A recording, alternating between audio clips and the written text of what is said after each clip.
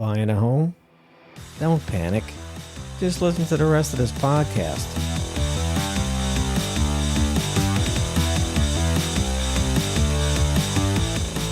All right, everybody, welcome back to another episode of Home Inspection Authority's Straight Talk Podcast with me, John LaForme.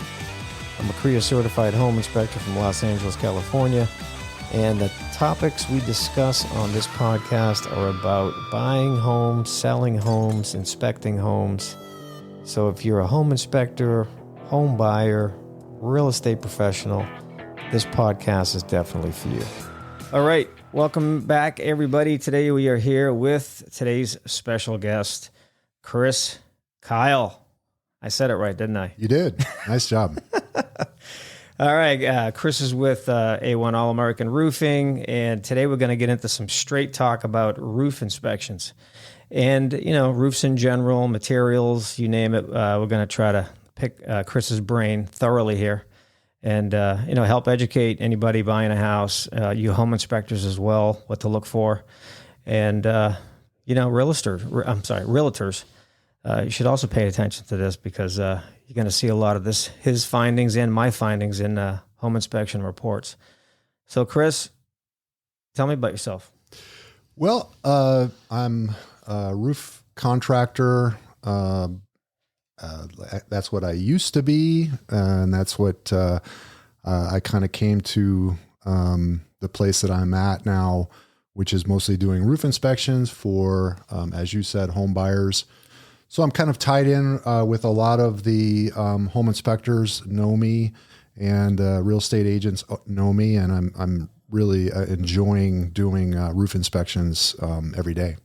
Yeah, it's good. Yeah, I've seen you on a few roofs.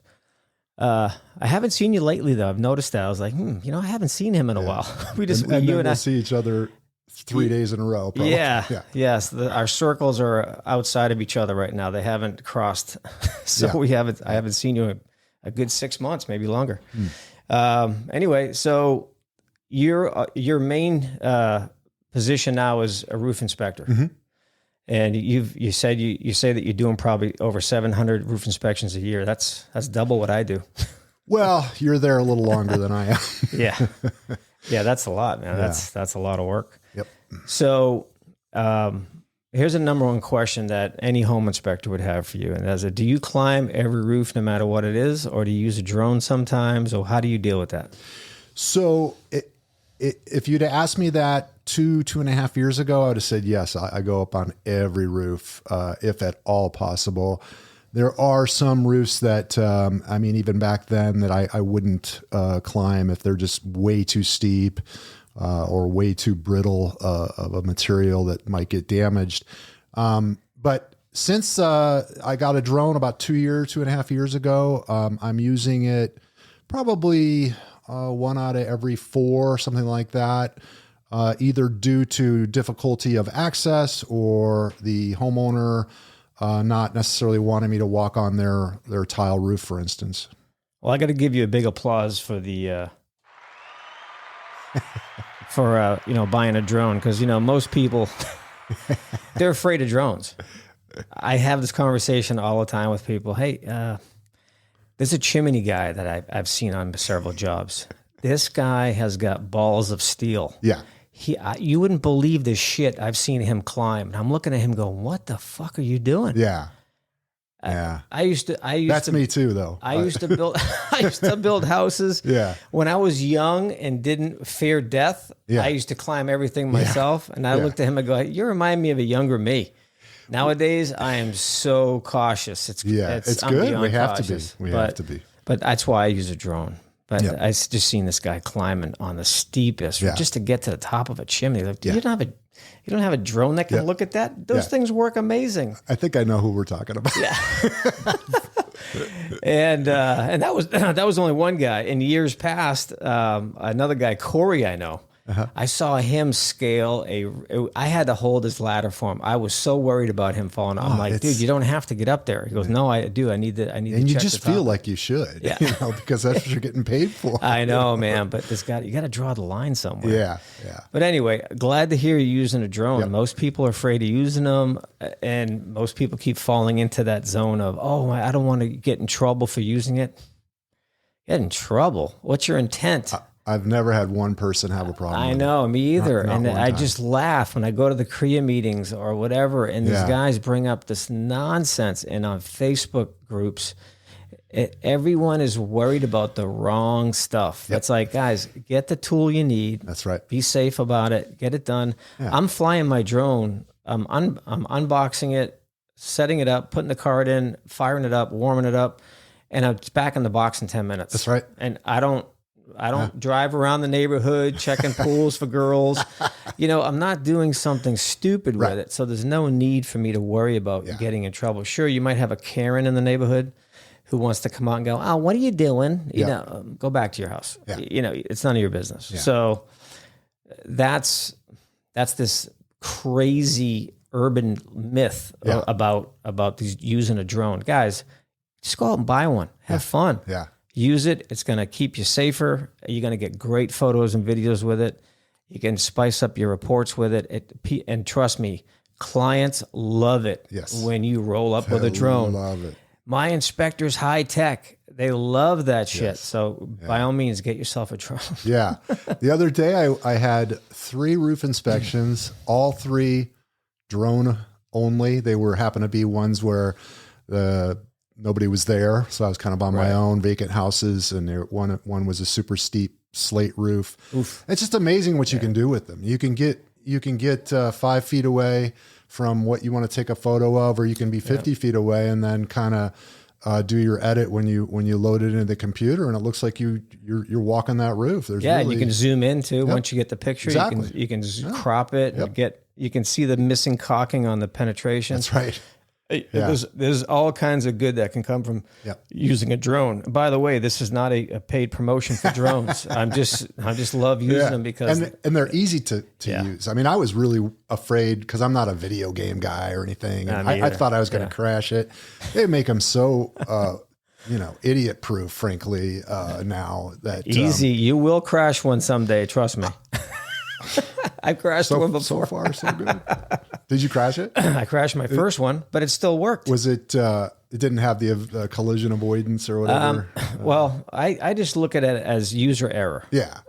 So I guess if you try to crash it, you can. Yeah, I was new to it, so I was trying to just do the best job I could, as I always do, and I was actually coming down the side of there was a chimney.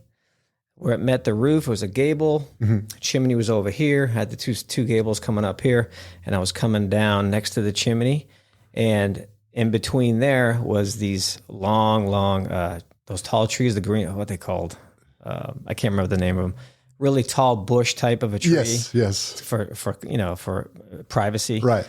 And a big gust of wind just came right in between both, and I hit the lever the wrong direction, and bam, right into that chimney. And then guess what? Gravity took effect, and it just went crashing. It fell. Yeah, as soon as one of those propellers stops, they all get screwed up. Yeah. So you need all 4. Right. Unless it's only built with 3, But it sucked. I was like, shit. So I brought it in to get it fixed. It was fine. It really wasn't that bad. And after that, I bought a better one. Yeah. Now I know what not to do. Right. I almost hit power lines before. Yeah. It's one tip for using drones: don't fly it where you're not looking. Like scope around the house. Yeah. Because sometimes there's low power lines or telephone lines that are right along the side of the house, and you can't see them from all sides. Yeah. So just take a good walk of the perimeter first before you start flying. Yeah, that's all I can recommend to people. But yeah, I've crashed once. So good. Well, good. Like I said, good to hear you using a drone. I wish more people would use them. It's a lot safer anyway. So, as a home inspector doing roof inspections, a lot of times when I'm on the roof, being up there creates more questions than answers. Okay. That's why I blow up your phone. That's why I call you. Hey, Chris, what about this right here? I don't want to say the wrong thing to the customer. If it's a roof I'm not familiar with, there's still roof materials out there I walk on. I'm like, how the hell do I describe this? I don't know what this is. It looks like 30 years of just layer after layer after layer. You call them built up roofs, right? On flat roofs. Mm-hmm. Right. Like big apartment buildings and so forth. Mm-hmm. So, like I said, some days I just get stuck and I'm like, man, I don't even know how to identify this. So I just say built up type roof. Mm-hmm. That's what I call it because it might have they might have coated it as well. Yeah. So I don't know what's under it. Right. It's real bumpy. Mm-hmm. So it could have been multiple layers or. Yeah. Do you think somebody might have been, I'm not sure if this is something roofers would do, but do you think a roofer may have like gone over like a stone coated roof with that material, or would they take that off first? Well, so if you're talking about a asphalt and gravel roof, and then putting another roof on top of that, I do see that. It's not a practice that I would be fond of or recommend or have ever done, frankly. Right. And you see it from time to time. And you'll see it sometimes on residential homes that had a gravel roof. They're kind of maybe lower slope. Meaning, don't have as much pitch as you'd need, but they'll put either a rolled roof or even sometimes a composition shingle roof over the gravel. It's not a good procedure. Number one, those gravel not going to roofs, last. Yeah, it's not. And the gravel roofs are very, very heavy. If you were to do that, there are ways if you mitigate it and kind of scrape the gravel off as much as possible, did a really good thick underlayment and then put your new roof on top. It might be viable, but frankly, I'm a much bigger fan of removing the roof in almost all cases prior to installing a new one. Yeah, that would be my recommendations too. But we see all kinds of nasty stuff out there. It's pretty bad. So one of the biggest questions from any customer, I'm sure you get this as soon as you're done. How much? What's it cost? Well, that's a loaded question. For you, it may be simpler because, so like, for example, let's just use like a 2,000 square foot gable roof, gable type sloped roof. What if I'm looking at composition shingles that are 25, 30 years old? Yeah. What am I looking at to replace it if it's only one layer? If the actual roof, are you talking about inside square footage of the house? Inside square footage. Okay, so roofs are typically going to be a third larger than the inside square footage due to the slope of the roof. The eaves hang out over the edges. Right. And often when you talk about 2,000 square feet on a house, you're not including the garage, which may be attached or detached. So that's another 400 or 500 square feet for a typical garage. So you're going up to, now you're at more like a 3,000 square foot actual roof. Got it. If it's a 2,000 square foot home. And on an average to remove and replace for composition shingle, you're probably close now to $7 a foot.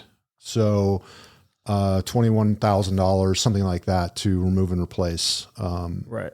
$650 to $7 a foot would be, I think, a reasonable rate right now for replacement. Now, what would the increase be on that if it had 3 layers? Not terribly, not a whole lot more. Maybe an additional.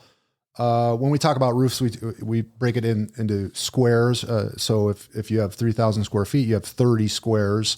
My multiplier would typically be maybe $7 per foot. If it's got multiple layers, maybe 3 layers, it maybe be $750 per square.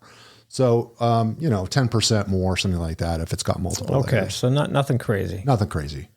Right. Okay. Yeah. So multiple layers is something I come across a lot, especially on the flipped lipsticks on pig houses that I look at. Yeah. And it's quite alarming to see what flippers do with when they do all the pretty stuff. Come on. The roof covers the entire building. Yep. Why are you not spending your money there? That impresses buyers. If I could only get a flipper on here, I'd educate them all. Oh. Because they just don't do Most of them, only a few I've seen have been done really well. I couldn't agree more. Very few. So if you're listening out there, flippers, spend your money in the right areas and you'll impress the buyers and you have less of an issue closing. I'm telling you. And it's the potential exposure down the road. I mean, roofing's the most litigated of any trade. Yeah. So is the roof leaking? I don't know. It's not raining. Yeah. You know, the kitchen looks nice though. Yeah. The kitchen looks great. All those new lights and shiny colors. Yeah. So with back to the multiple layers, here in Burbank, I've heard that if you have wood shingles still on your house and somebody went over them with composition, the city of Burbank's not a fan of that. No. So they like make you rip all that off. Do you know anything about that? I don't know the details of it. I've only heard rumors. I've heard that said that, you know, the thing, it's funny how, and maybe you have noticed how many roofs you see with wood shingle underneath. Yep. And they just kept putting comp shingle on top. So maybe you've got 1, 2, 3 or more layers over the wood shingles, which are usually original to home construction from whenever, the 40s, 50s, even 30s. Absolutely. And so you're nailing that comp shingle into this crappy old wood shingle. Yeah. So it's just again, that's not a roof that I don't think that we've ever done a roof over a wood shingle roof. And I believe certainly in LA, I think it's been the late 80s since you've been allowed to do that, to put anything over a wood shingle roof. In LA? In LA. Now, Burbank, maybe Burbank has, maybe the city or building and safety has information somehow on what houses have wood shingle underneath there, although that'd be tough to know. The wood detective. Yeah.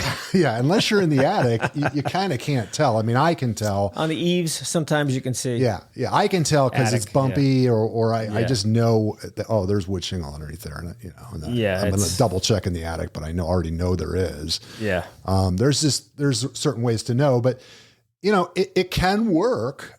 Putting a comp shingle over a wood shingle can work. And I see that it works. It's just not, they're skipping 2 steps. They didn't remove the old wood shingles and they did install solid plywood sheeting for a solid nailing surface for the new roof. Now, is that a requirement now? Yes.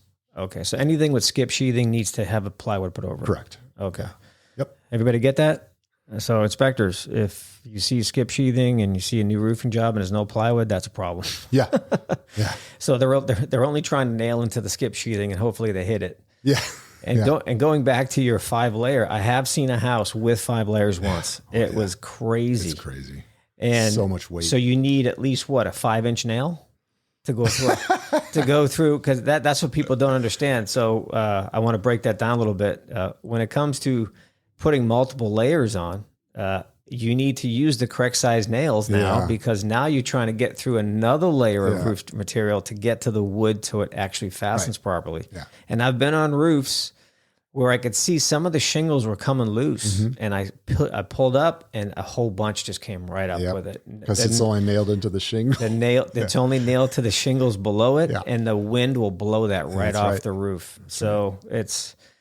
there's no upside to me, in my opinion. There's no upside to having multiple layers. No. Not to mention, now let's get into the weight of all that extra material on the stress on the attic framing members, especially if it's a house built in the 1920s with 2x4 rafters. Right. And there's no purlin walls up there. Yeah. So to support it. So it's like, if you come across that, what do you have to do as far as a roofer? And you're going to put maybe, let's say you went from a composition shingle to a lightweight concrete tile. Would you have to go in the attic and survey that first and make sure it can support it? The rule of thumb is if it's under 6 pounds per foot, if the roof product is under 6 pounds per foot, you don't typically have to get a structural analysis when you're submitting for a permit. And so the manufacturers of concrete tile and even clay tile a little bit do have products that are that weight. So there's 6 pounds or less per foot. And then you're typically safe. Now you certainly can't install that over another roof product or over wood shingle. And you're going to get, if it originally was wood shingle, you're going to get some more stability by adding plywood to the surface as well. So that's kind of the rule of thumb. That's always a good point. Plywood is good for racking, racking purposes. So yeah, that's good information right there. So once again, I've seen multiple homes, hundreds of homes with split rafters, and a lot of, and not to mention some of them are actually broken in half. Yep. Because it's just too much weight on the structure, and if it wasn't built, recently, it's not going to have 2x10 rafters. It's not going to have 2x8. It's going to have 2x4s. Right. Back then, I'll give them credit. The 2x4 is a little thicker. They were actually 2x4. Yeah. Yeah, they're not like 1.5 inches by 3.5 anymore, like they are now. But that's not a good combination to have overall. So cost wise, we just talked about a example of 2,000 roof square feet. So what if it was a concrete tile roof? Okay. What do you think a price would be on that? So, meaning it's concrete tile now and they want to switch to new concrete tile. Give it to me both ways. They may have composition they want to upgrade to. Yeah. Now you're getting into closer to, again, we call it squares. So per 100 square feet, closer to $1,000. So probably 30-40% more than a composition shingle. Okay. So if the roof were actually 3,000 square feet, $30,000 roughly to go. It depends on what kind of concrete tile. Some are more expensive than others. We're pretty much, unless the house was originally structured for a heavyweight tile, we're pretty much going with lightweight tile on most all roofs. Right. When I say heavyweight, so standard weight tile is more like 10 or 11 pounds per square foot. So it's almost twice as heavy as the lightweight tile. Okay. Yeah. And it's hard to tell the difference just from the surface of the roof. You kind of have to actually have an actual tile to see which it is, if it's lightweight or heavyweight. Right. So as far as the life expectancy of compositions, typically what, 20 years? No, so composition shingle, there's a few different varieties. There's what's called 3-tab. That's the base level composition shingle. I call it an apartment grade shingle. So a 3-tab shingle has perforations. So that's the one with the lines. When you look up at the roof, it has 2 perforations in each shingle. And they're kind of the thinnest of composition shingles, typically 15 or 20 a year. And they make them even in 25, but I think 20 is a reasonable life expectancy for a 3-tab shingle. And then you go up to a dimensional composition shingle, which is probably what you'll see mostly in if you kind of took a helicopter around LA and in the valley, whatever. Just a typical dimensional shingle, they start now at what's called a 30-year life expectancy. They call it lifetime warranty. That came about maybe 20, 25 years ago when all the manufacturers were kind of trying to sell product, and lifetime warranty sounded better than 25-year or 30-year. Right. Frankly, those kind of shingles will go 25, 30 years, and they truly will last that long. I have on my house what was rated to be a 30-year shingle, and it is 24 years old and it's still fine. I mean, like looking for an excuse to replace it. I go up there, I'm like, this is really just fine. That's good. It still looks pretty good. And so those will go 25, 30, 35 years for the regular dimensional shingles. And then there's another category, which most people generically would refer to as presidential shingle. And that's the thickest version. That was my next question. Yeah. I thought so. So presidential shingle is much thicker, and it'll go 40 or more years. Frankly, for most people, when you're talking about 30 versus 40, the presidential shingle, there's also GAF makes a version called Grand Sequoia. And I believe Owens Corning has their own version of it as well, but Certainteed, which makes presidential, is the most popular one. And usually the emphasis for that kind of shingle would be more how it looks versus whether it's going to last 40 years versus 30 years. Yeah. It looks much thicker and much That's more. That's a good looking roof material. It really is. I'm always impressed when I see that on a roof. I'm like, wow, this is a real, and I tell my clients that you got a really nice roof up there, and it was installed well. Yep. I said you get no worries for quite a long time. They'll last more than most of the people that own a house will last. Exactly. No, that's good. Yeah, I was going to ask you about the presidential because that's how I've learned to term them out to my customers. That's what I would call them.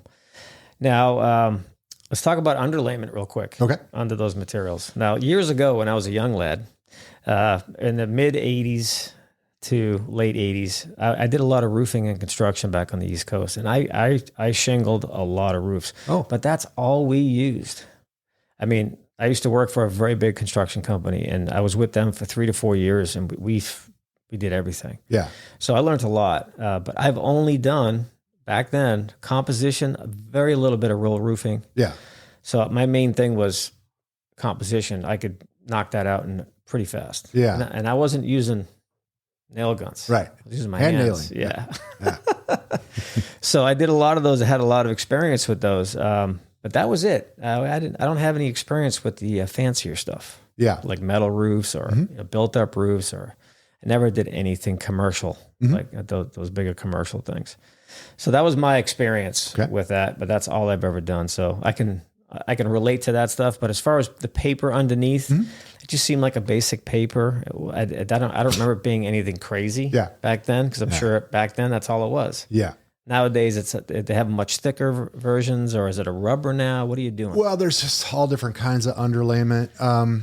It's, I think, less critical what underlayment is used with composition shingle than with other types of materials, like, for instance, clay tile. Right.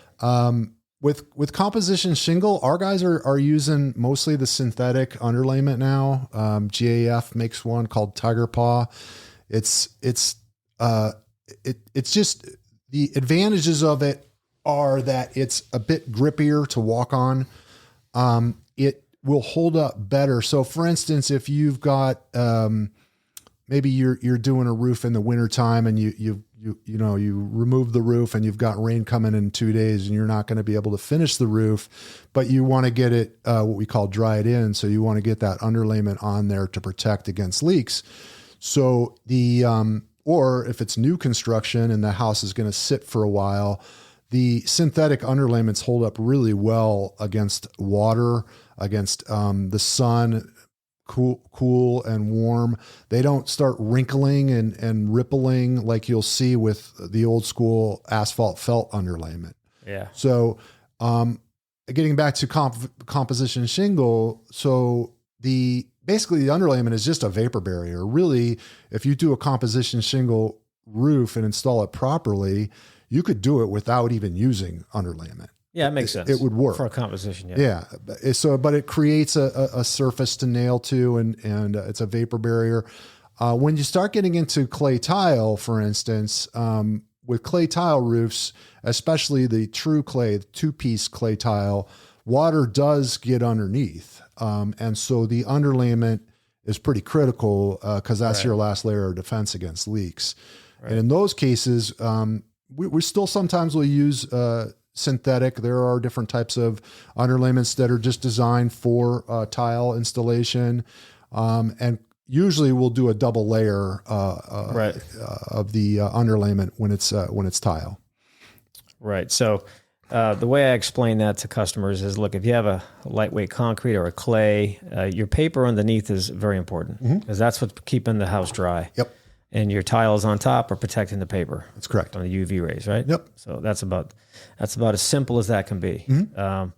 So as far as if I'm inspecting a house that's about 30 years old, 30, 35, one of the first things I mention is your paper. If it's original, then it might be decaying. Yep. It might be wearing out. Yep. So I always recommend they call a guy like you to get out there and pop off a few and take a look and see if it needs replacing. Now that kind of freaks people out a bit because now you're talking about removing all those. The only way to do it is to literally piece by piece remove all those tiles, stack them up, and then put new paper, take the old paper off, put the new paper on, and then put the tiles back. Unless you want to change the color. Unless you want to change the color, and unless you want to go just to don't a simpler roof material. Yeah, you don't necessarily like the look of the roof, but clay tile really kind of has an indefinite lifespan. It doesn't go bad per se, unless you walk on it. Unless you walk on it, it's funny. So what you're describing is what we call a tile reset. So basically, you take up all the tile. Stack it, you leave it on the roof typically, remove your underlayment, then you're able to get to any rotted wood or whatever and replace that. And then install new underlayment, typically double layer underlayment, and then reinstall the tile, and any broken tiles get replaced. That comes up most often, in my experience with inspections, on tile roofs that aren't nailed. And that's unbelievably common, even with new construction. I was on a job that we were doing, or I was on an inspection, and I saw a brand new clay tile roof being installed, Beverly Hills, and they were not nailing it. And I even yelled up to the foreman, I go, you nailing those tiles? He goes, no, just mortar.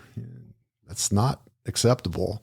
I thought you were going to say they're using their gum. To hold them down. It's like, the mortar between the tiles is fine, but it's cosmetic, it's decorative, it's not in and of itself enough to hold the tiles in place. It's holding the tiles together. It's not fastening them to the roof. That's right. Wow. That's some crazy shit. And I even, I don't know, it was kind of a waste of time. Shows you how much respect I have for inspectors that work for municipalities. But I called building and safety in Beverly Hills, and I said, I work here all the time. I said, I didn't rat this particular house out. I said, but are you guys checking for nailing of tile? No, they don't check. Cool. You just saved me a whole shitload of nails. Right. And it's like, it's not unusual if you're doing a job, if you're doing a brand new roof in Beverly Hills for a $4,000 or $5,000 permit fee for a new roof, and they're not even checking to see if it was nailed. And their excuse is they don't want to walk on it because it's tile. Dangerous. And they might break it. Maybe they could buy a drone. Maybe they could buy a drone or come out, a third of the way through the job and just take a look to see if they're fastening the tiles in place. So, but yeah, and it's, the lack of nailing or securing the tiles in some cases is more critical. Certainly on a steeper roof, it's really critical because the tiles gravity's going to do its thing. They're going to slip around. Seismic activity. Yeah. And they might look great and stay in place when the roof is completed and the mortar's holding them somewhat, but over time, just natural structural movement or wind or even seismic, they start moving around, and now you got tiles slipping all over the roof, and it just, no. So get any tips for a guy like me who inspects houses and attics? So if I see a brand new construction or any clay roof, should I see nails coming through in the attic? Yes. Okay. So unless it's depending on what the sheathing is. If it's plywood, they should be coming through. If it's a 2x, okay, maybe you can tell. I mean, you can just lift up 2 or 3 courses in from the edge of the roof and lift up. You're not even damaging. It's not, I don't think, invasive inspection to lift up a tile and see if it's nailed or not. Okay. with clay tile is the most one that you'll see that might not be nailed, or also wire tying is acceptable. Wire for tying, fastening. yeah, I'm familiar with that. Yeah, I've seen that. I've definitely seen that before. So that's interesting. So let me.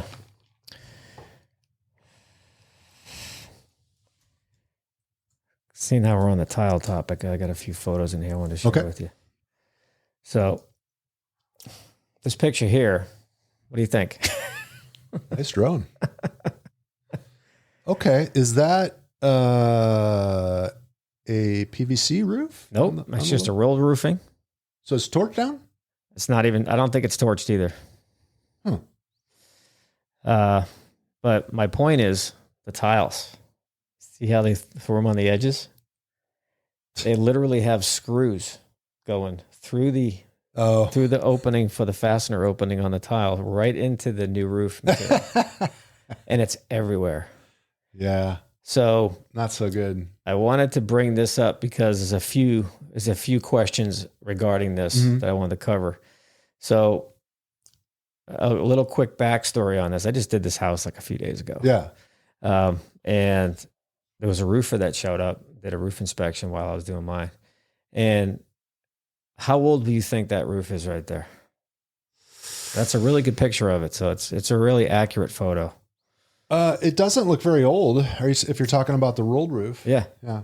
That's the same thing I said. So I'm like, so before I went on the roof, before I droned it, I got a roofer telling me, oh yeah, the roof's all worn out. Got to go.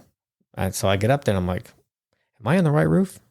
The buyer was with me. He's walking around, because there's a patio right there on the other side of that center roof here. There's a doorway. So we walked out there. Yeah. And I said, really? He told you to? I said, this roof doesn't look like it's 5 years old, maybe 10. Yeah. And he goes, well, I had roof leaks. I said, oh, okay. Well, that has nothing to do with the look of the material I'm talking about. If you have a roof leak, it's coming from somewhere, obviously. Right. But let's take a closer look. Okay. That's where it was leaking. All of his pipe stack flashings, every single one of his pipe stack flashings were gaps. There was no sealant on any of them. And a couple of them actually lined up where the stains were coming through on the inside. There you go. I was like, I would start there. Yeah. Before you rip off a 5-year-old roof and replace it. But I said, I will agree with the roofer about these being wrong. This is not right. So my question for you, Chris, was make believe these tiles are not here.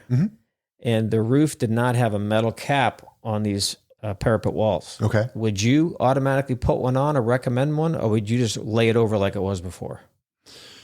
Well, so that's a bit of an unusual parapet because it's angled, and it's relatively looks like it's pretty. Yeah, it's taller here and narrower over there, so it's at an angle. The roof had a good pitch to it. Yeah.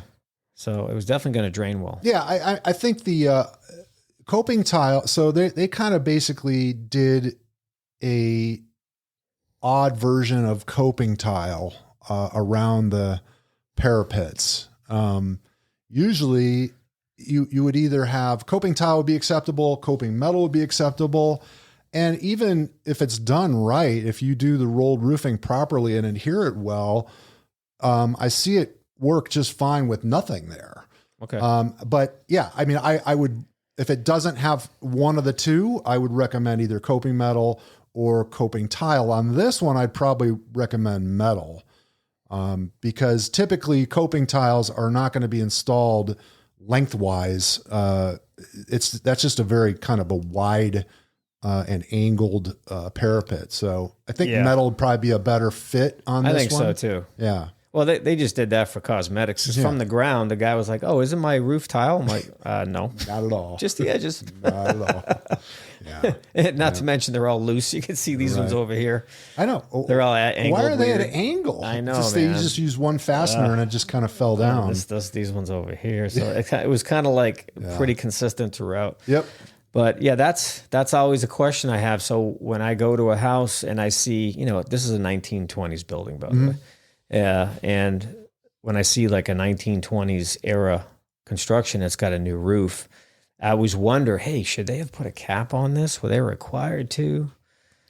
I check the edges, make sure they're not lifting. A lot of times they are. I mean, if you look at the very top right corner, the far parapet, you see the wrinkling and the looseness on the right. Yes, that's common. Mm-hmm. Yeah, so it's difficult to get when you're doing your torch down. It's difficult to get a perfect snug fit everywhere. Yeah, a little bit of rippling like that, as long as it's not pulling the seam apart or in danger of falling down. I don't necessarily think it's a performance concern. Okay. Right. Yep. Yeah. Okay. Well, that about covers that. I think I have another. And then here's a wider shot of it. Oh. So, yeah, you can really see what's going on there. So now they put this part on right. Yeah. Not these. And then what is this also? This is a little porch roof. Okay. It's real roofing. The roofing looks okay, but the flashing's wrong, which I'll show you next. Where did it go? Look at the flashing. Not so good. Nope. Should be underneath. Exactly. So we're going to get the flashing shortly. And let's see. Okay, a couple other materials. EPDM. Mm-hmm.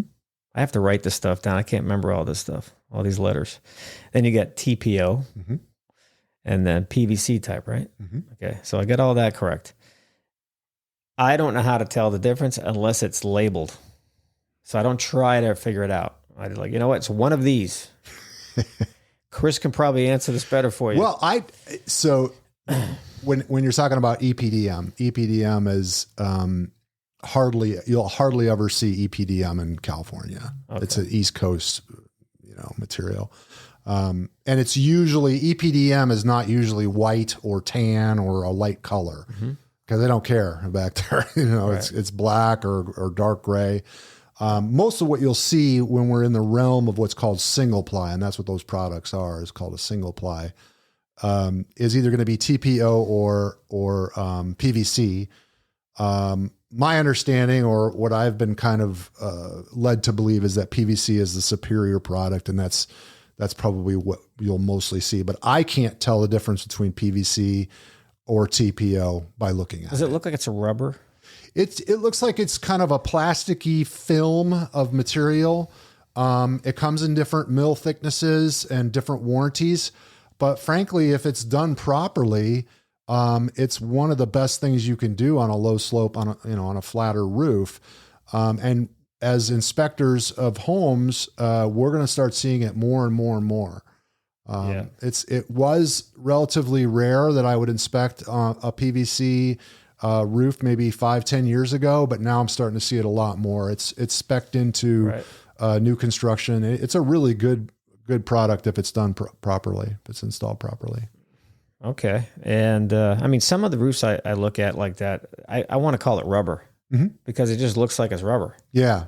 You walk on it, you can see it kind of move a bit, and it's first thing that comes to mind is rubber. Yeah. So I don't know if it actually is a rubber. Are you saying it's PVC or well, something PVC else? is... It's always white. PVC is a kind of more of a monolithic surface. It's kind of... You won't see... number one, it comes in wider widths. The rolls are sometimes 6 feet, 10 feet wide. It is heat welded together. So you don't see necessarily the seams as pronounced as you would on a built-up roof or a modified bitumen roof. Right. Where you'll see every 3 feet, you'll see the side seam. And if done properly, I'm digressing a bit, but if done properly, you'll see asphalt bleed out for either hot asphalt roofs or for torch down modified bitumen roofs. Versus PVC, the telltale sign is there's no asphalt because the asphalt's not used in that, and there's no bleed out. It just kind of looks like all one surface. Yeah, what I noticed on this particular one I'm trying to describe to you is around the penetrations, it looks pretty specific. Like kind of looks like a patch on a jacket or something. Yes. But it's done nicely. Yes. Is that the same stuff yes, you're referring exactly. to? That's PVC or TPO. Okay. I want to make sure because, like I said, if it's not labeled, I don't know what the hell it is. The biggest thing while we're on it, so PVC or TPO, when I'm inspecting those roofs, the main thing I'm looking for is, did they use all compatible products that go with PVC. So PVC manufacturers such as Firestone and Sarnafil and these manufacturers, they have all their own matching detail products, scupper drains, pipe vent flashings, edge flashing. All that has to be compatible with PVC. In other words, in order to weld it properly, you can't just use a regular piece of metal. It has to have that surface, PVC to PVC. So you want to make sure that you have all the same compatible products when looking at those roofs.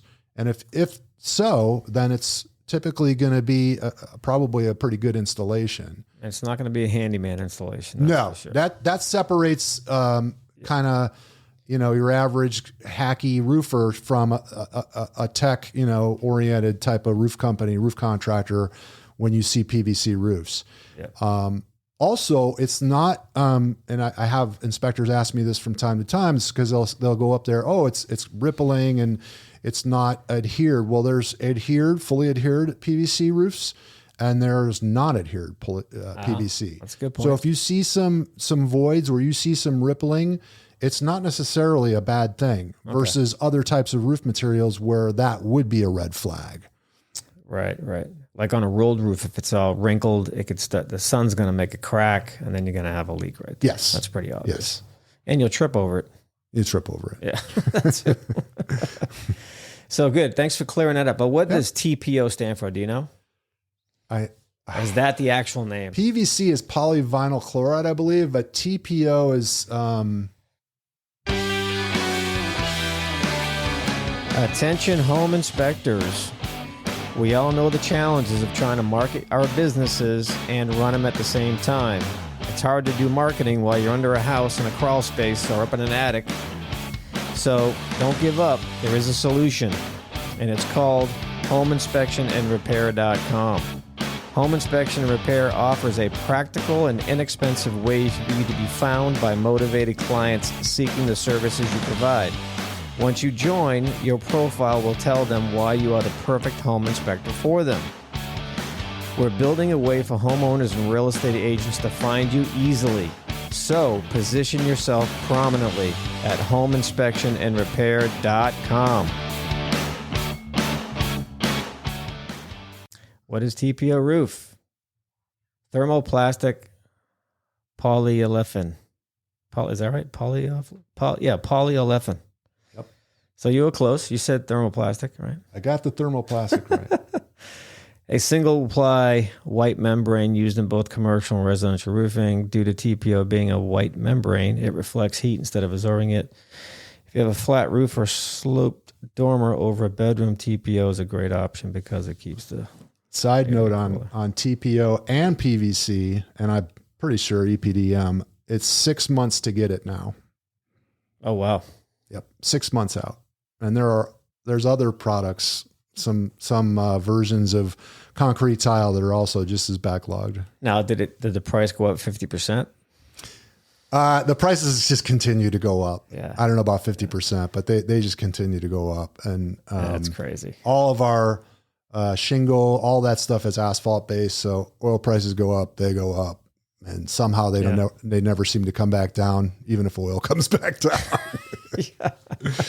I got this gas station right here around the corner who's just screwing people left and right on prices. I can drive. $6. Oh, $7. What? Yeah. $6.94. Oh my God. For super. Yeah. And I'm just like, I'm going to go there in emergencies. Like if I forget to fill up or I need something to get me to my next job. But I've been to other places that are at least $1 cheaper. This guy's just screwing people. Makes me feel good about my electric car. Yeah, I'm trying to get an electric van, actually. I'm waiting for Mercedes to come out with the Metris electric. I already have a Metris van now. Lease is coming up, and I called them, hey, you guys going to have an electric version? Well, we have one in Europe. I'm like, I don't live in Europe. Do you have one of those here so I can come buy it? And they didn't seem to have it in the U.S. yet. Yeah. Which kind of sucks. It'll come. So I'm just going to buy out the lease, keep it, because that van's great. Yeah. There's no issues with it. I'm just going to keep it. And then if the opportunity comes up and the electric van comes along, then I'll sell it. Yeah. It's not just the money. don't love stopping for gas. Yeah, no, everything's inconvenient nowadays. Even going to the ATM's inconvenience for me nowadays. All right, so we covered a lot of roof stuff, underlayment and all that. So let's talk about roof ventilation and lack thereof. One of the biggest problems I see on any new roof, whether it's new construction or old construction or just a re-roof or whatever, minimal to zero ventilation. So I just want to get your opinion on ventilation and how it affects the roof materials. Well, in theory, the manufacturers, if we're talking about composition shingle, the manufacturers do have outs for their warranties if you don't ventilate properly.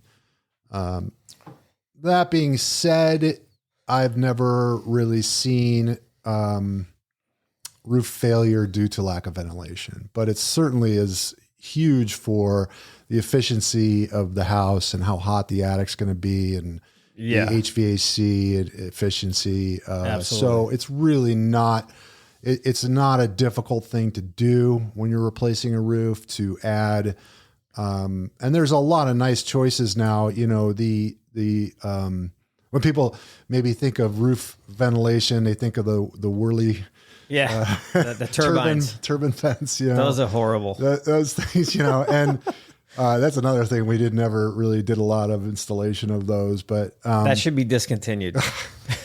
Yeah, and it's funny because they're really no more effective than just a regular dormer vent, which even those are not particularly attractive to some people. So eyebrow ones, you mean? Yeah, what they call a half moon dormer vent. But now they make these low profile roof vents. O'Hagan is the big manufacturer. Yeah, those are great. And they're just low profile. They blend into the roof. They don't.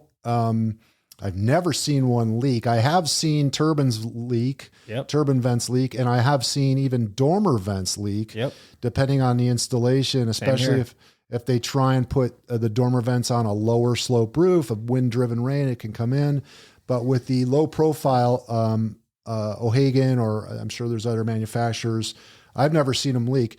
It is critical to have both low and high ventilation. So just putting roof vents in and there's no soffit vents or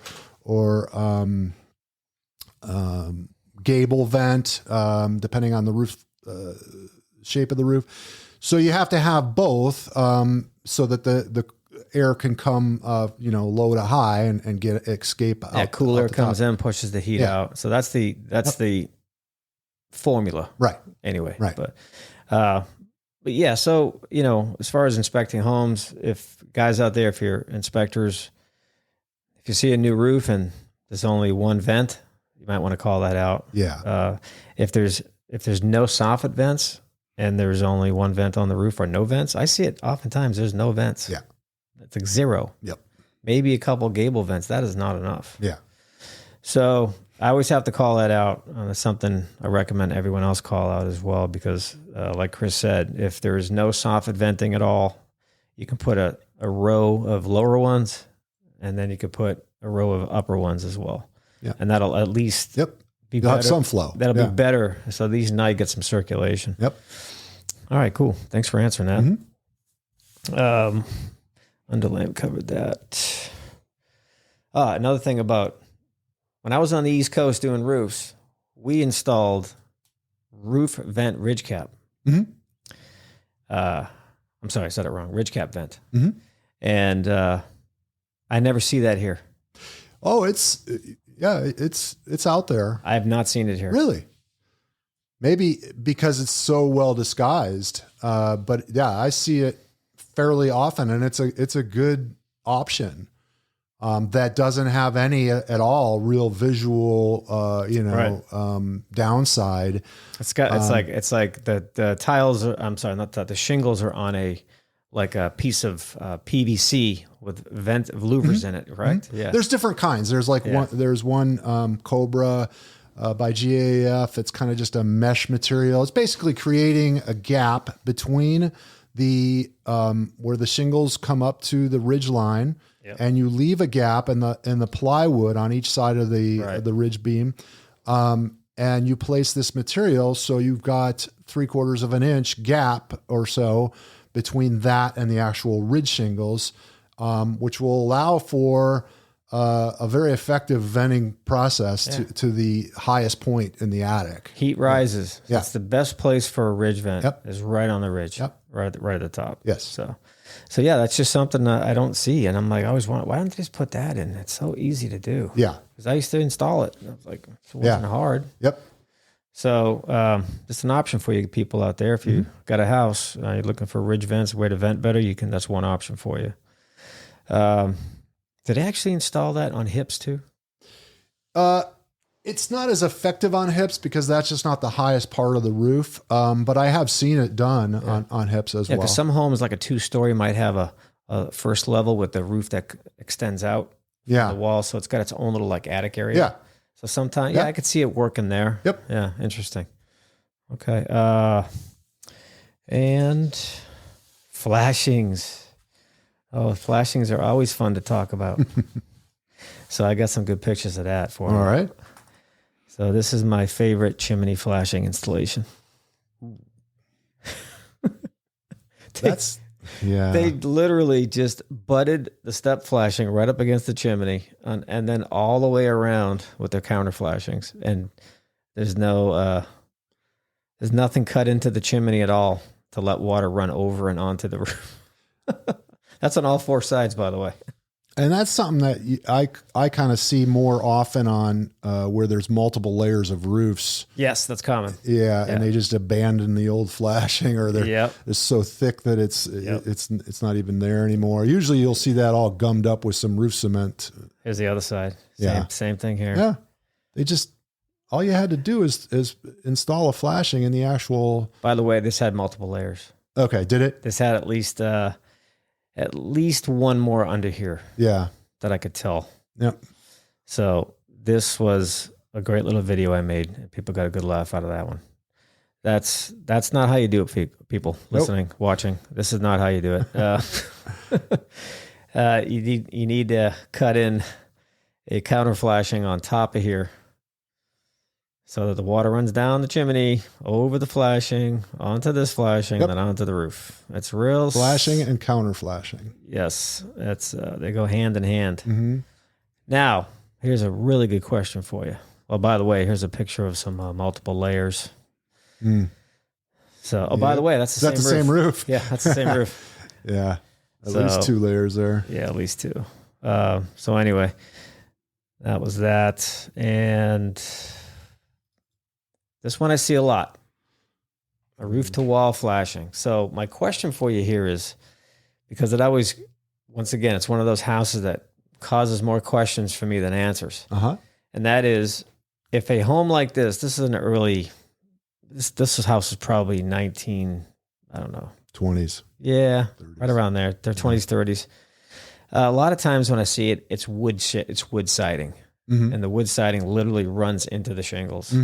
So if you're hired to do a job like this on a 1920s house with roofs that run into walls on either side or whatever, are you required to cut back that stucco and put a proper flashing in there? It's the way it should be done. Okay. Yes. So it's technically not a requirement, but if you're a prudent roofer, you're going to do it. Well, so let's say you had brand new siding, you had hardy siding there. And you don't want to necessarily. So if the counter flashing or the step flashings are there, going at a right angle in behind the actual siding, then you've got a pretty bulletproof roof right there. Okay. So basically, the shingles are acting as the flashing. Now, if it's old wood shingles, I would probably want to cut those out, install a flashing, and counter flashing. It just depends. Depends on what the condition of the actual wood shingle siding is, or if it was done, maybe when the last time the roof was done, if it's like a hardy plank or hardy siding. If they did do the flashing and they still are in good shape behind the actual siding, then I would say I don't know if I'd want to cut into that siding and put in some kind of flashing, there. Okay. So it's per application. If you rip it off, but this is with this photo. This is an easy install to put a flashing over that into the stucco. Yeah. So you just put a flashing right over it and seal the top of that flashing, right? It's called Tucker flashing. It's basically just a metal that it's a 4-inch wide, a 4 or 5-inch wide metal. There's a line where you can put your fasteners, and then above that, there's a caulk line where you just caulk. Yeah, I see that quite a bit, actually. And you don't have to cut into the stucco to install it. Right. I mean, that would be the ideal way to do it. Yes, that flashing shouldn't be exposed like that. No. That's just now they might have gotten away with it because the eaves popping out over, and it's probably not getting a lot of direct rain. But a blowing rain certainly could intrude there. Yeah, I write this up as non-standard flashing install. I agree. And then get a roofer. Yep. Let them tell you different. Yep. Just don't call that guy. What else we got here? Oh, by the way, here's a wood shingles at the edge. Yep. And I believe that was the same roof. That this is the garage area. Oh, the same roof as we just saw? Yeah. Okay. Yeah. So this is an indicator of multiple layers. You can easily see composition from the ground, and then you look on the eave, and you get that's a pretty big overhang for wood. Typically, it's only like an inch. Right. That's about a couple inches right there, but typically, you're only seeing like an inch there. But that's an easy way to tell before you even get into your inspection. Like up, just look up. Yeah, and it's good that you have the awareness to check at the edges and know that that's wood shingle. It's easy. A lot of and it's funny they got creative. So when this was a big installation practice, they had 3-way metal, so the metal would fold underneath and hide the wood shingle. I know, because why would there be 3-way metal? Right. It's hiding something. But they just used a regular drip edge flashing here. But if it wrapped underneath, well, but certainly looking in the attic, you're going to know immediately that it's that's a good point you just pointed out there. Being observant to that. That's just my experience roofing. Yeah. To know that that's you not, roofed. Yeah, that's not. Yeah, if you never roofed, you might overlook something like that. Right. It's easy to do, but seriously, that's and then when you see why does it look like there's 3 sets of rake flashing on here? Because there's 3 roofs. There's 3 roofs. It's simple math, people. It's simple math. That's comical sometimes. And I got that. Talked about that one. Yeah. Okay. That's it for photos for now. So here's a good question for you. If we look at this chimney again, we're going to go back to this mess of a flashing here. Whose job is it to properly flash a chimney to a roof? Well, if the roof is being replaced, it's the roofer's responsibility. Okay. If it's a brand new chimney, I think it'd be the chimney guy. Okay. All right. So as a roofer, you don't have to bring in a chimney guy to do these not things. for something like that. You guys are trained for that. Yeah, you guys know how to do all that stuff. Yep. Okay. That was a question I always had with that. So, yeah. Same with crickets for chimneys. That's something a roofer can do. So what's the requirement on that these days? So 30-inch wide or more, you're supposed to have a cricket. 30 or more. Okay. 30 inch or more. You should have a cricket, which basically just a water diverter on the high side of the chimney that's going to take water around it. Let me pull up a cricket so no one thinks it's that little green thing. Yeah.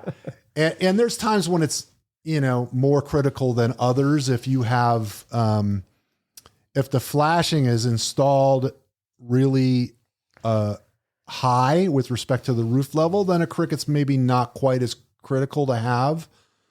But that's perfect. So here's a picture of a chimney cricket, not Jiminy Cricket, a chimney cricket. they do get confused a lot. Yep. So basically what Chris is describing is this what looks like a little roof in between the roof and the chimney. It's just so, water doesn't build up behind there, because that's a good way to get a lot of rust and corrosion on that chimney roof flashing, and it turns into a leak eventually. That's right. And high winds, high rains, that can all contribute to that. And if it's not flashed right in the first place, well, it's just not flashed right. And here's one that's being constructed. There's a good picture of that. So they're just building a little framing member there. Yep. And they're going to cut in their step flashing and counter flashing over here. So yeah, that's an important thing there to have in place. Sometimes I see chimneys almost like 5 feet wide, and they have no crickets. Right. Yeah, it's pretty crazy. Yeah. So, Yeah, and it's one of the most, I mean, roofs, what I think I kind of bring to the table when I'm doing inspections is that I've been doing this almost 30 years in California, and I'm the guy that goes out when it rains and deals with clients and leaks and warranties and new clients that have leaks. And one of the most common places that the roof wants to leak is at the chimney. So if you don't have the right flashing installation, a cricket installation, if it's required, if it's not all buttoned up, that's a very vulnerable spot on the house where it's going to want to leak.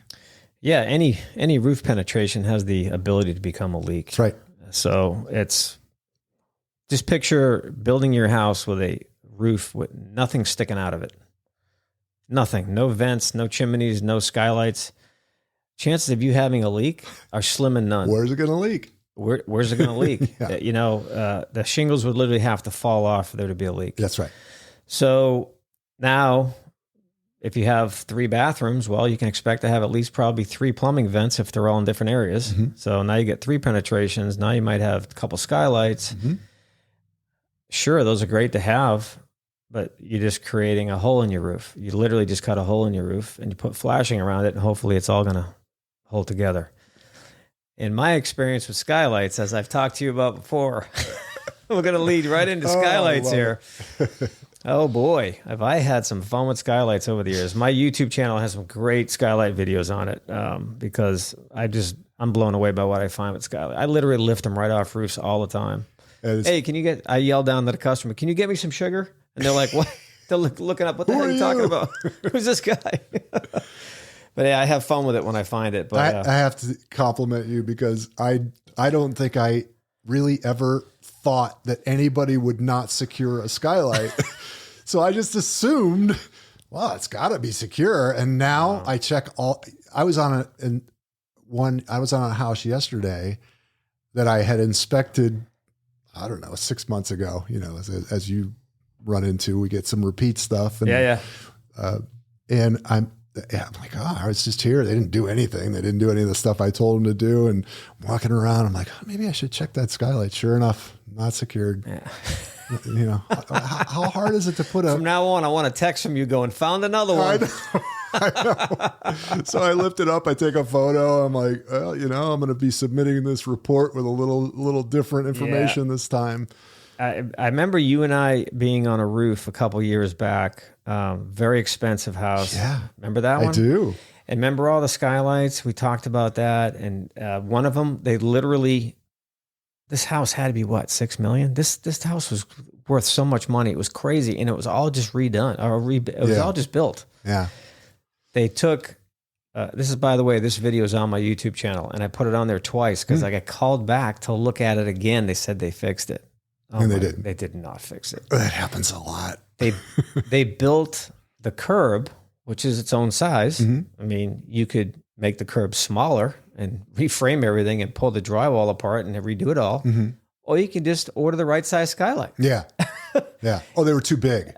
Right. Yeah, that's right. So they measured wrong. Whoever did it, they ordered the skylight and made the curb the same dimension as the skylight frame. So the skylight sat on top of the curb. It didn't go over it. Remember that? Right. It didn't sit over it like it's supposed to. We could fasten it to the side. So you couldn't even fasten it. Yeah. And then I go back the second time. I wish I had time to pull these photos, but I couldn't remember the address of the property. And second time around, they took just sheet metal and tried to funky do this flashing to make it better. And I just looked at the lady. I said, ma'am, I told you to get a qualified person here. Yeah. Because whoever did this the first time screwed it up. Yeah. And they need to buy you a new skylight. You need the right size and problem solved. Right. They're trying to push a square peg into a round hole here. It ain't going to work. Yeah. So yeah, that's some crazy shit that I see. Yes. And I call it out all the time. And I remember having you on the phone. I called you before and I say, what's your opinion on these flat skylights on flat roofs with no pitch on the curbs? Yeah. And it's been my opinion and my experience over the years when I used to roof, I did install a lot of skylights and I knew how to do it. I was trained by a really good guy and all the flashings had to be intact. You had to put the rubber membrane between the roof and the curb, and you had to make that thing super watertight. So I know how this is supposed to go down, and I constantly see it just hacked. The work I see on some of these houses is just absolutely crazy.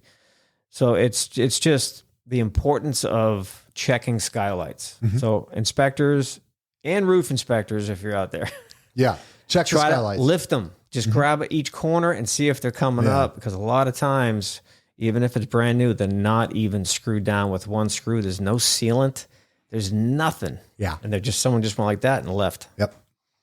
Yeah. And, while we're talking about skylights, I mean, for me, I am a fan of curb mount skylights, and pretty much that's all I feel like is going to be a dependable waterproof skylight. You mean on a flat roof or even a slope? Either one.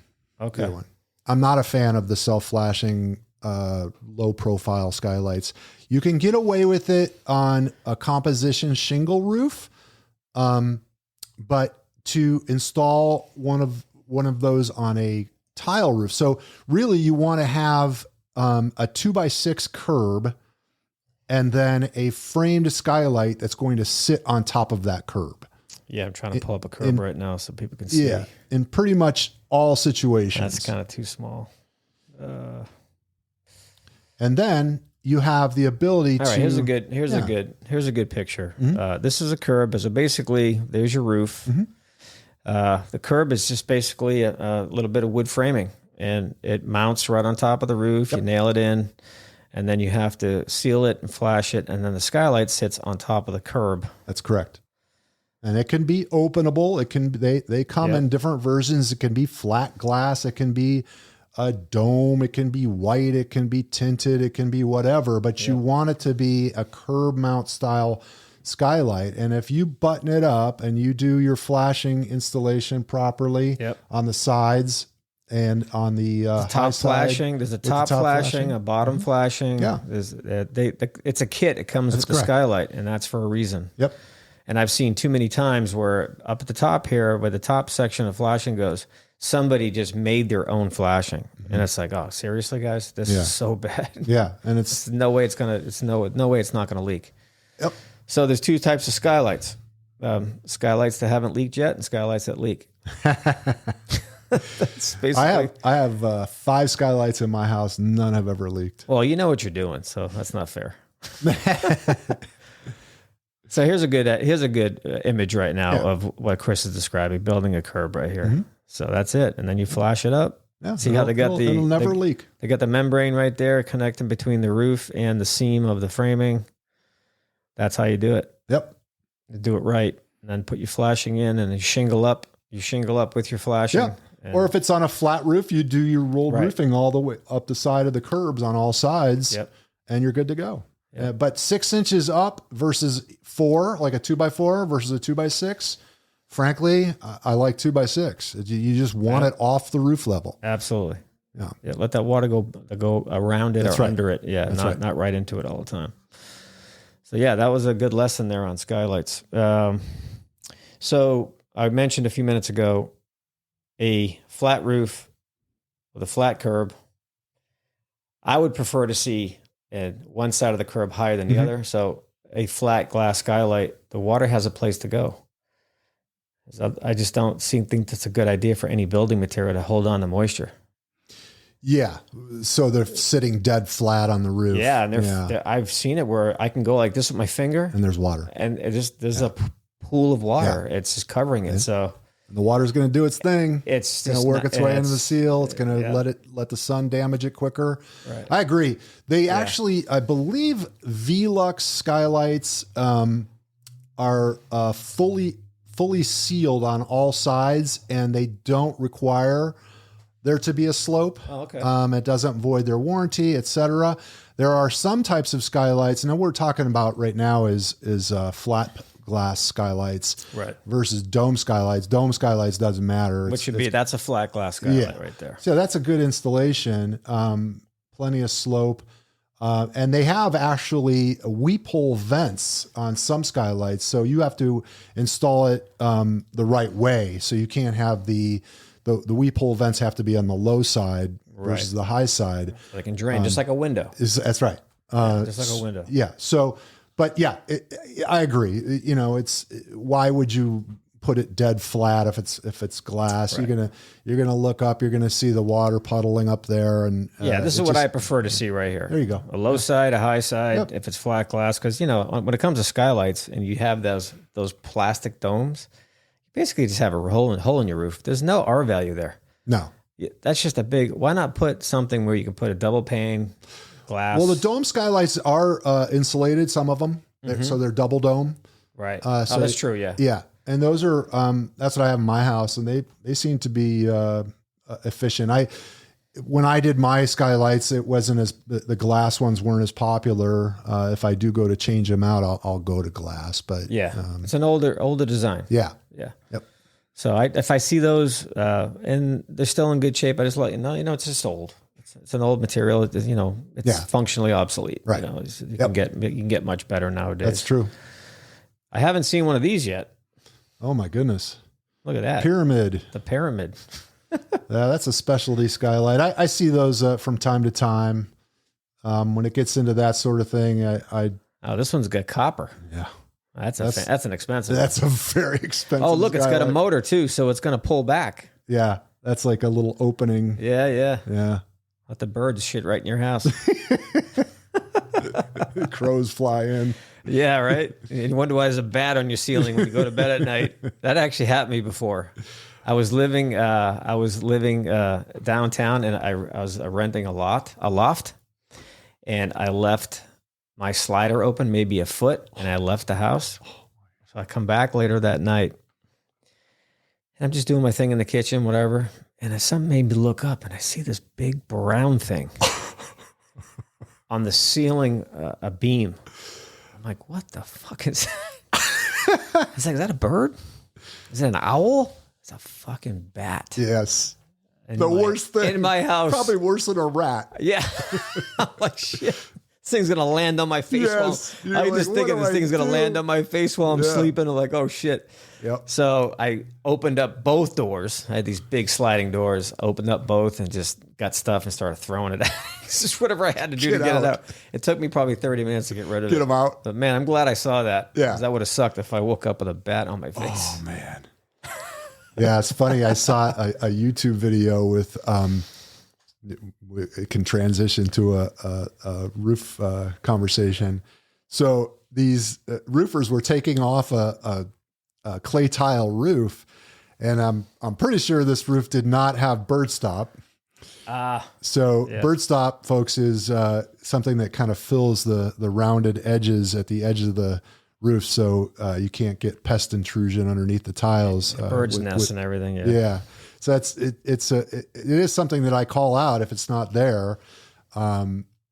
Sometimes you can get away with it just fine. Sometimes not so much, but it does invite pest intrusion. But these guys were removing a roof, and they start taking up these tiles, and all of a sudden bats are just everywhere. Wow. And they have interrupted these bats in their sleep, and they're just, there's hundreds and hundreds of them. Wow. Living underneath those tiles. And I don't know what the outcome was of that, but I guess that was the end of that. But hope they had their respirators on. Yeah, man, because that's nasty. All that droppings and piss and everything else, and that's just not good. That's not healthy. Earned their money that day. Yeah, that's okay. That's enough with the bats. We're gonna give people nightmares on this episode. Sorry, you weak and squeamish out there. So that there, flash chimney roof. So for a home inspector, what advice would you have for finding abandoned vent stacks, abandoned old furnace exhaust pipes? Get rid of them. Recommend they take them off the roof and redo the roof in that area. Yeah. Just a potential leak. Right. Yeah. If it's not needed, you don't want something popping hole through the roof. And it's not a terribly, difficult or expensive repair. No, it's pretty simple. Yeah. It's pretty simple stuff. So I write that up all the time. Yep. I always take my flashlight and look down all the pipe stacks. You'd be surprised. See if it's going somewhere. Yeah. Usually right into the insulation in the attic. That's what I see a lot. So that's going to leak. I just did a house 2 weeks ago, and it had 4-inch cast iron plumbing vent that they canceled out in the attic, and I'm looking down it and I can see all the insulation right there. It's a 4-inch hole. I said, this house actually had, the square footage of the house was 1,100 square feet, and it was one floor, and it was a 1920s square, just basically a square. And it had 5 open voids in the roof, and none of the pipe stacks were sealed. And they were all new vent pipes. So I looked at this listing agent. Hey man, I don't know who did your roof, but you need to call him back. What I see with that is quite often you'll have, so for instance, HVAC contractors or they're doing a bathroom remodel or a kitchen remodel, and they just don't have the expertise to properly roof in the flashing, whether it's coming through shingle or coming through a rolled roof. So maybe they don't put a flashing at all, or they'll put a flashing and it's just sitting on top of the roof, and hey, we'll just throw a little roof cement over the base of it and call it a day. Yeah. But there's, proper overlapping technique for those flashings, and it's really critical. And that's another place where roofs, probably one of the most common leaks is improper flashing or lack of flashing installation at a pipe or vent coming through the roof. Yeah. Like I said before, if you get no penetrations coming through your roof, where's it going to leak? Yep. When it starts leaking, it's because of one of those. That's right. Most likely. Yep. Most likely. What about gutters? Do you deal with gutters? Roof drainage?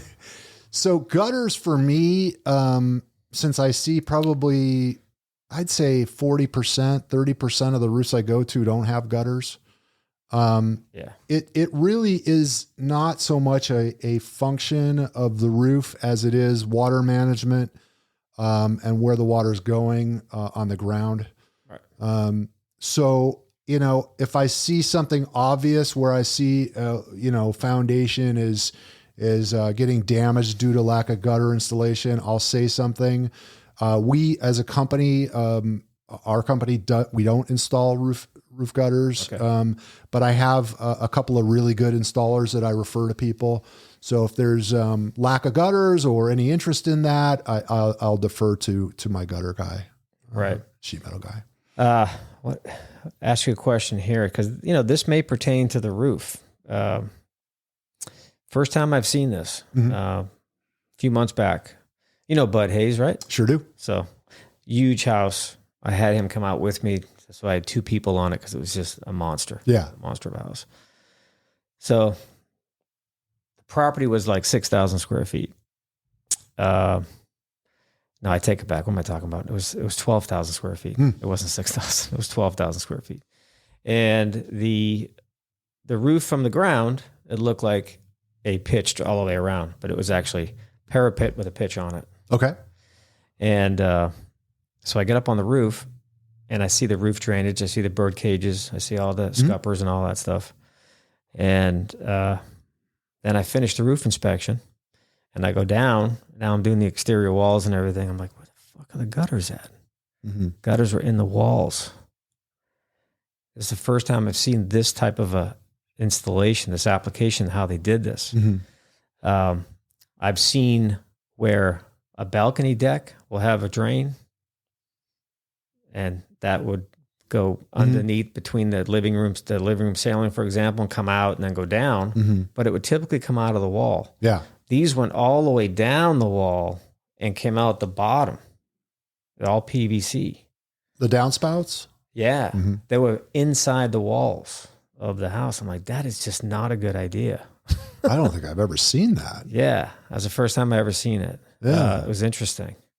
So I had to make a new category in my home inspection report for it. I'm like, oh shit, now I got to make a new one because I've never seen that before. Yeah. I said, hey, you know what? You get downspouts that are not visible.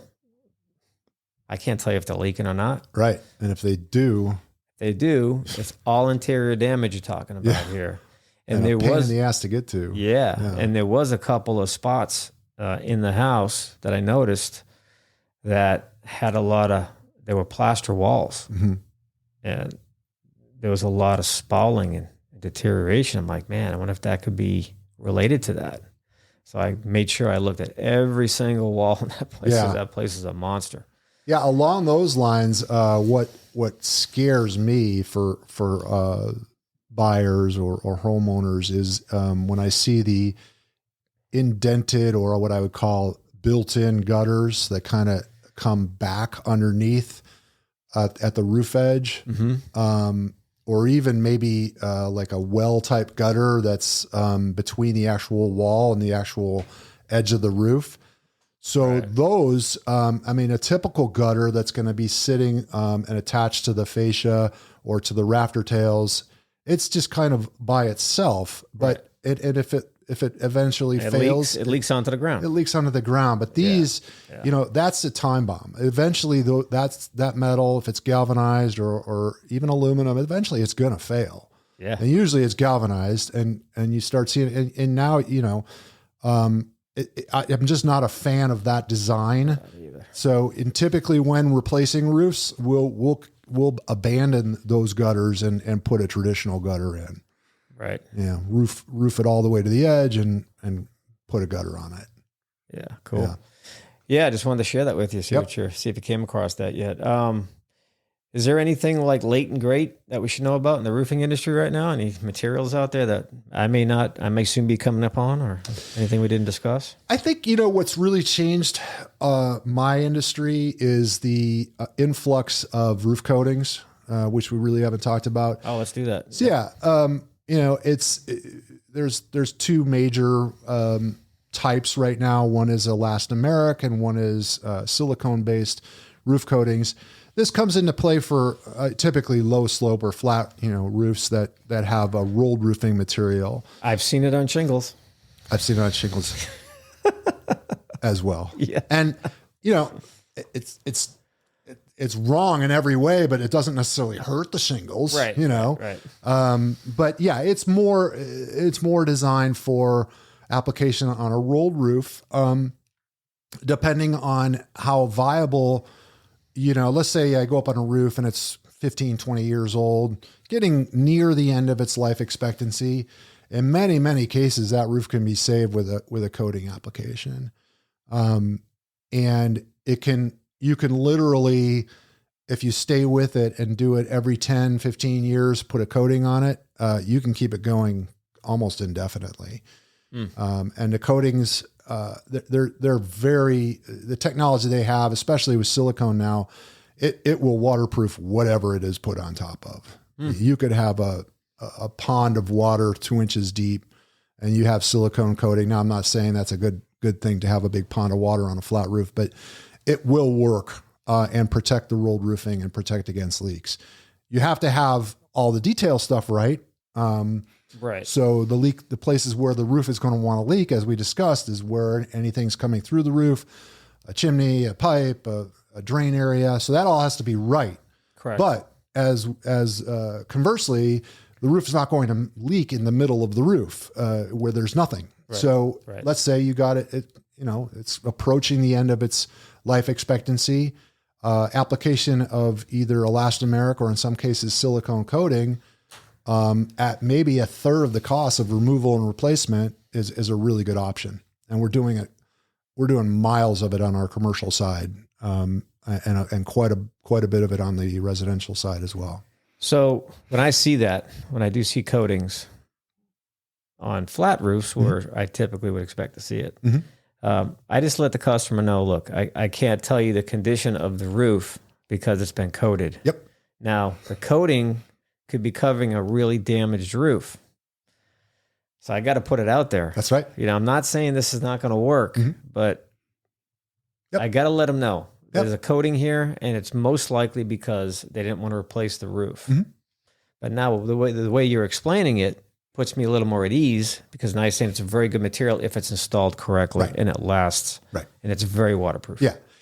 There's there's factors, and you and I kind of know just by experience. You go, it depends on how old is the home. You can kind of get indications of how old is the roof, even if there is a coating on it. Right. When a rolled roof gets older, it loses the little granular surfacing, it erodes away. And even with a coating on there, you can tell if that has occurred or not. You got multiple layers of roofs on a house, and they threw a coating on it, and that was the end of that.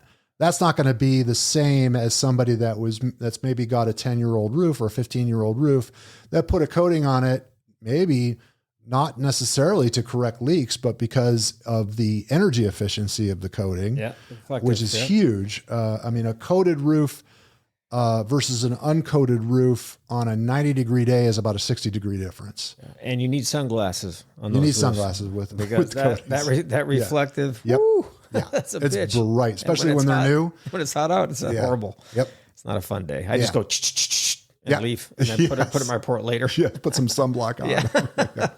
It's like a day at the beach without the water. So that brings me up to water ponding, low points in roofs. It's never a good idea to let a roof material to soak in water either, is it? That's just like the skylight issue. That's why I'm from the East Coast. I'm from Boston, so I'm very experienced with what moisture can do, especially in the winter. Yep. So ice, it just sits and sits for days and weeks at a time, depending on the temperature, and whatever it's sitting on is probably going to get a little damage. Yep. Or a little worn out a little quicker. So water ponding, I do see that in Cali here a lot. It's really easy to find. You see dirt stains everywhere. As a home inspector, I got to point out, hey, look, you got some evidence of water ponding, but you're talking about tearing the roof off to fix it right and re-put it down, because you got to deal with the plywood and the framing, and then you got to repitch it. So I tell them, look, when the roof eventually wears out, if it hasn't already, they can deal with it then. Let them deal with it then. But right now, there's not much you can do about it.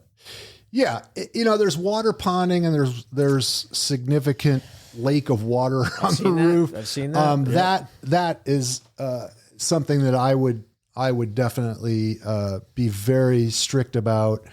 That's probably, if you have significant ponding water all over the roof, it's really probably a replacement situation, and you're going to want to get in there, remove the roof.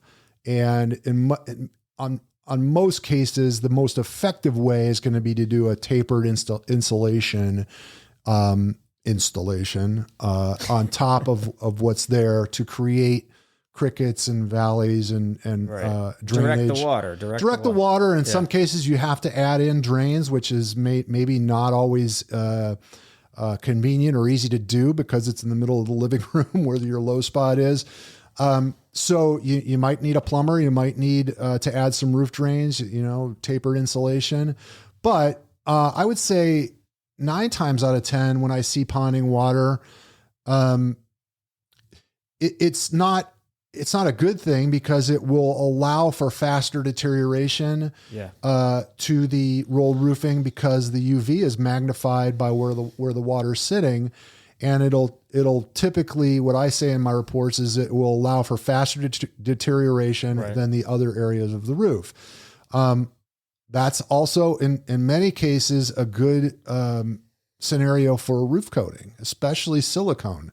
Silicone holds up quite well to where water is going to sit. Okay. So you get the benefit of cooling off the roof, you get waterproofing benefits, and you get something that's going to hold up well, or certainly much better than the roof by itself where the water is sitting. The manufacturers of roofing materials consider water ponding to be water that sits more than 48 hours after a rain, which frankly is a bit ambiguous in my opinion, because what if it's cloudy, and cold for 2 days after a rain, versus, oh, boom, it's sunny the next day. You're going to get a faster evaporation process, where the water sits. But their point, and the point is that really in a perfect world, you want all the water to drain to either the roof edge or to a drain, and you don't want it to sit more than 2 days after.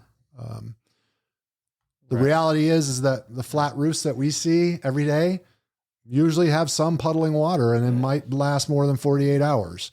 Yeah. So it's kind of a case by case basis of how much water, how deep. We can't always tell, John, when we're up on roofs, if it's July and hasn't rained for 6 months, we know water's probably sitting there, but we don't know how long. Right. Unless we see stains or something obvious. Exactly. So, probably 2 or 3 years ago, I did a house and it had a lower flat roof and an upper flat roof. So the whole building was just low slope flat roof. Mm-hmm. I get up on the second area, and it's probably 30 by 30, and half of it had 3 inches of water sitting on it, and it wasn't raining. So it was a nice day. Oh my gosh. That shit's just been sitting there. So I'm like, what the hell's going on here? So I'm trying to look for the drainage. So I have to go back down my ladder because I couldn't get right up to it, the edges. I had to figure out what the downspouts were, and I just sucked it up and got wet. I had to try to see if I could clear it off for him, It was just the gutters are full. Just full. Oh, it was the gutters. Yeah, it was a scupper situation. And it was just completely filled with debris. There was a tree kind of maybe 10 feet up overhanging the roof, and it was pretty obvious what the cause was. So I just got in there and cleaned it out, and slowly it just started draining. And then I noticed the gutters were falling apart, so it was leaking all over the house. I was like, oh, Jesus. Just did your good deed for the day. I did my good deed for the day. But I just want to bring it up to homeowners with flat roofs, and you have trees next to your houses. You have got to get up there or send someone up there and clear those roofs off. Yep. This is where these problems come from. Why is my roof failed? It's only 6 years old. Well, it rained last time and you never cleaned your gutters. And, and now you just got constant water on your roof. When it rains, and we had really heavy rain early or late in the year last year, if you remember. Yeah. Just like last week, and then it just kind of rained heavy. It rained heavy last week, but we had those rains for 2 weeks, and then it was just never rained again for like a while. Everybody's like, "Oh, the water problem solved," or whatever. But anyway, and it's every year the first heavy rains, and this year was one of the heaviest. All of our calls, out of all the calls we get, which can be hundreds a day, for either emergency repairs, warranty calls, whatever, it's almost always flat roofs. And it's almost, I would say our guys go out, or I go out and clear out a drain, and that's probably a third of them. Your roof, if you have a flat roof and you have parapet walls, it's not a bathtub. You can't just count on that roof to hold 6 inches of water. Exactly what you said. I'm going to use that line to my next customer. It's not a bathtub. It's not a bathtub. It's not a good bathtub. It's a bird bath. Is what it is. Yes. So clearing out the drains, keeping it clean, making sure you've got good scupper drains, ideally with overflow. So you want to have if you've got a wall, you've got a scupper drain, you want to have a secondary drain if that drain gets clogged. And it's just, if everybody did that and everybody kept their roofs clean, we'd be getting a lot less phone calls after rains. Yeah, you wouldn't have to work so hard.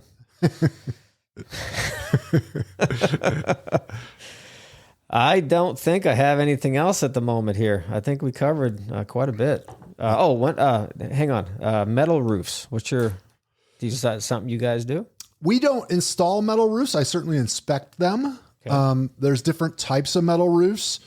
Did you have one in mind you were thinking when you brought that up? Do you mean like the stone coated metal, like that kind of looks like tile? I didn't think of that. I'm pretty familiar with that, but yeah, go ahead and touch on that. Well, there's stone coated metal. They were made by, manufactured by Keil, I believe. And there's also a plastic version.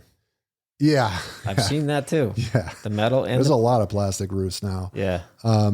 Stone coated plastic. Stone coated plastic. Oh, that I don't know if I've seen. I've stone seen coated that. Plastic. I'm like, what the hell is this plastic? Or is this? Do you walk on it? No. Yeah. No, I don't walk on it. Just like I wouldn't walk on the stone coated metal. Yeah, they dent. They dent. It's like an old school. But I have seen it made out of plastic. Yeah. And I'm like, really? Wow. That's new to me. But yeah, the stone coated metal, you want to really be really careful about walking on it because it'll crinkle in the hollow void spot. And a lot of the times they're not as big. They're not being installed as much as they used to be. But in a lot of cases, they installed those over wood shake or wood shingle roofs because they were in the shape and could fit right over the old wood shakes. So now you're covering over an old, I'm not a big fan, to say the least, of the stone coated metal roofs. They can work and they're, sure very, high fire rating, Class A fire rating and all that. But very lightweight. Very lightweight. They're just difficult to walk on. I'm not, cosmetically, I don't love the looks of them. But also what you might have been thinking of is standing seam metal roofs, which is more of an architectural look and frankly, a much better, version of a metal. Yeah, that's option. what I meant by when I said metal. I mean the real streamline. It's got the ribs in it. Yeah. So it's the bomb. I mean, if you do it right, it's a 50-year minimum. Nowadays, I like what they're doing. They'll do the top roof, most likely a nice composition. Yeah, and they'll do the first floor, a porch roof, metal, and it looks great. It's a nice touch. Yeah. And it works quite well. Yeah, aesthetically, it looks really good. And I've never seen one that looked like it was installed bad. So it seems like anyone installing those, they just know what they're doing. Yep. It's really, of all the standing seam metal roofs I've looked at, I've had hardly anything to call out in the way of corrections. Yeah. If we have a minute. So, and I see this on standing seam and on other types of roofs, vaulted ceilings and high ceilings is really common now with new construction. Oh, yeah. And when they're installing those metal roofs or really any kind of roof with those vaulted ceilings, what I see sometimes is condensation issues.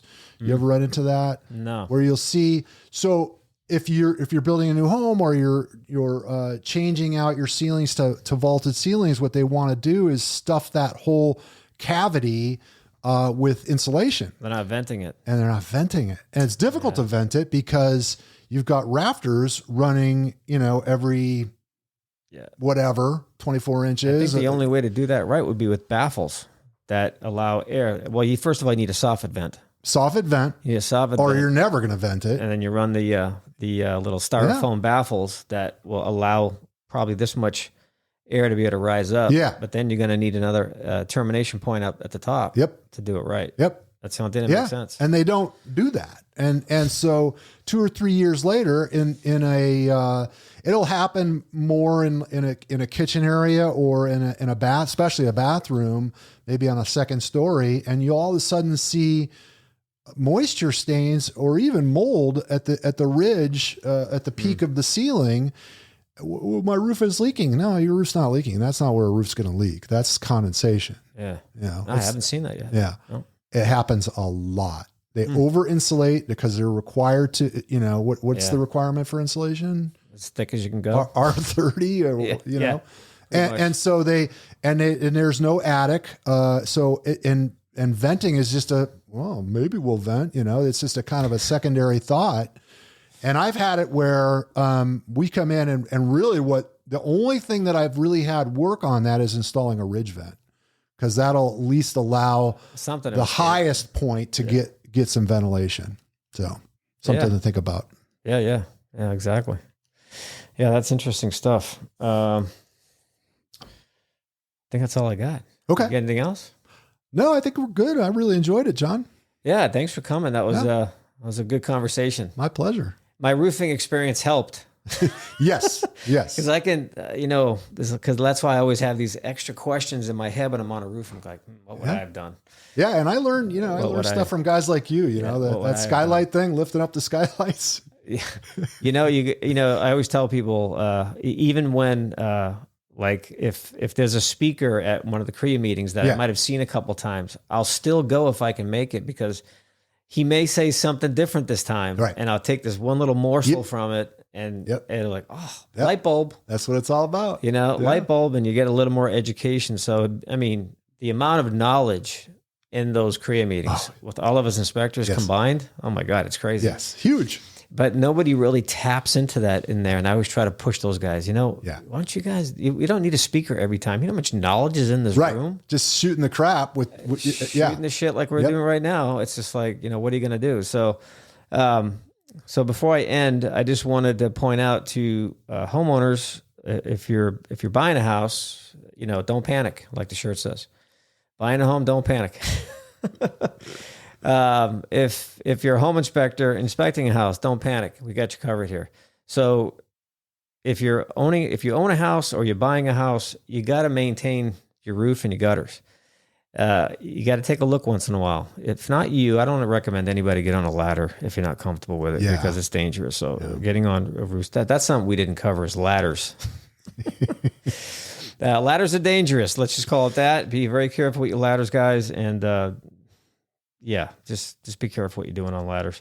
And as far as inspectors go, I hope you got something from this. I hope they all got something from this. I think we talked about a lot of good little issues here to call out for things like that. And man. So thanks. Thank you, John. I enjoyed it. Thanks for coming on. My first podcast. Yeah, it was funny when I text you. I don't want to tell everybody how that happened. I was like, you know what? I need to get Chris on here because I haven't had a roofer on here yet, and there's a lot to talk about with roofs. And I had texted you, and you're like, "No way, dude! I was just watching your YouTube video on your last podcast." I'm like, "Oh, that was great. That was good timing." I was even thinking, like, why doesn't he ask me to be on? And literally, like 3 days later, you called me. That's hilarious. Yeah. So here we are. Yeah. So anybody out there that I know and I haven't called you yet, don't think you can't call me because I'm always looking for good speakers to come on, a good guest who just want to come on and have some fun, just talk. There's a lot of people out there that do not know what we know. So trying to educate everybody as much as we can and just make the home buying process a little less stressful. But yeah. Sure. Thanks again, Chris. Thank you, John. Signing off. Thanks for listening. Home Inspection Authority podcast. This is episode 23 with Chris Keil. I almost said Keil again. Yeah. Because I've been calling you that for a while. Right. But anyway, thanks again, man. All right. Thank you, John. All right. Now for a quick word from our sponsor. Are you a music lover or don't know how to play a musical instrument? Well, check out guitarninjas.com, LA's leading music school for both kids and adults, specializing in guitar, bass, and drum lessons. Locations in Los Angeles and Orange County, or worldwide with online lessons. A unique, gamified way of learning to play music. Membership includes access to our app and desktop portal loaded with lesson videos and other useful learning tools. To book a free trial lesson, go to guitarninjas.com and mention this podcast. Rock on. Okay, just a friendly reminder. If you're buying a home, don't panic. Home Inspection Authority's got you covered. You can schedule us online by going to homeinspectionauthority.com 24/7. Or you can call us at 800-950-8184. We offer general home inspections, mold inspections and testing, sewer camera inspections, indoor air quality testing, swimming pool and spa inspections, and light commercial inspections. We use specialized tools to provide the most thorough inspection possible, such as drone for roof inspections that are not accessible, crawlbot or under homes in tight crawl spaces to get to those areas otherwise not accessible. And we use thermal imaging technology as well.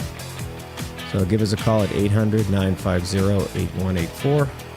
Like I said, you can schedule online at homeinspectionauthority.com 24/7.